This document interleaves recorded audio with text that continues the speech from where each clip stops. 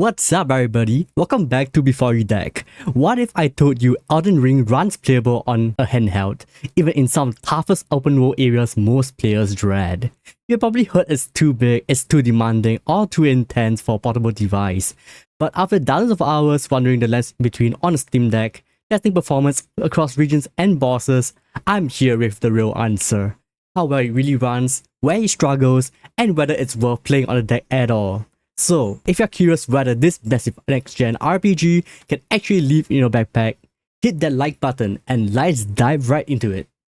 Elden Ring isn't just another action RPG, it's one of the most influential open worlds of the last decade. From Software took everything they perfected in the Soul series and expanded it into a living, breathing world that rewards exploration, punishes complacency, and constantly surprises with secrets tucked into every corner. Every boss fight feels like a story, every encounter offers a twist, and the freedom you have given, whether you sprint straight towards the next castle or circle every hidden path, is genuinely intoxicating. The world feels massive, organic, and incredibly rewarding to explore, and the combat is both strategic and visceral. It's no wonder this game has become a benchmark for modern RPG design. Surprisingly, Elden Ring's core gameplay translates well to the Steam Deck's controls, from dodging boss attacks to building spells and managing your loadout. The deck's button layout feels solid and intuitive. Lock-on targeting works smoothly, and the thumbsticks are responsive for camera movement, and the swapping between weapons and spells feels so natural once you get used to the layout. Sure, it's not exactly keyboard and mouse precise, and some players might prefer a full controller for intense boss fights, but in handheld mode, the deck makes traversal, combat, and exploration feel genuinely approachable. It's portable Soulsborne, and that's something I never thought I would say. Now, for what everyone wants to know, how does Elden Ring actually perform on a Steam Deck? Honest answer is nuanced. This is a demanding AAA game and you'll need to meet it halfway with some sensible settings. Most players report that with default settings, you'll see roughly 30 to 40 FPS in most open world areas with reasonable consistency. In especially dense zones and during boss fights, performance dips into 20s before bouncing back.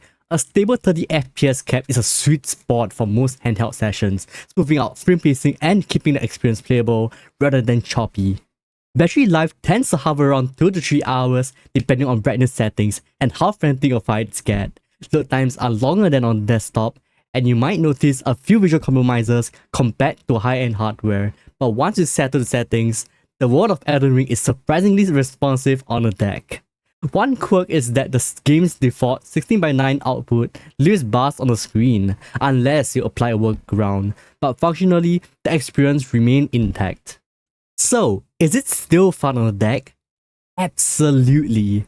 Elden Ring on the Steam Deck feels like a portable version of one of the best RPGs of this generation. You are still dodging enemy strikes, discovering hidden caves, and feeling that thrill when a boss suddenly falls after you have died to them 100 times. Sure, it's not a graphical showcase, and the performance isn't about 360 FPS the whole time, but the core experience remains high impact and emotional rewarding. The ability to pick up the deck, explore giant forests, or climb castle ruins, and then set it down and resume exactly where you left off is surprisingly powerful. Elden Ring's sense of discovery and reward still hits so hard, even in handheld form. If you love Elden Ring, want a portable version of the world, or are curious about taking your Tarnish everywhere with you, then yes, you should absolutely consider it on a Steam Deck. It's not perfect, and you can tweak settings to get a better experience, but the payoff is huge. A massive open RPG you can play anywhere you want. Performance will never match a high-end PC, but the trade-off of portability and immersion is genuinely worth it for most players.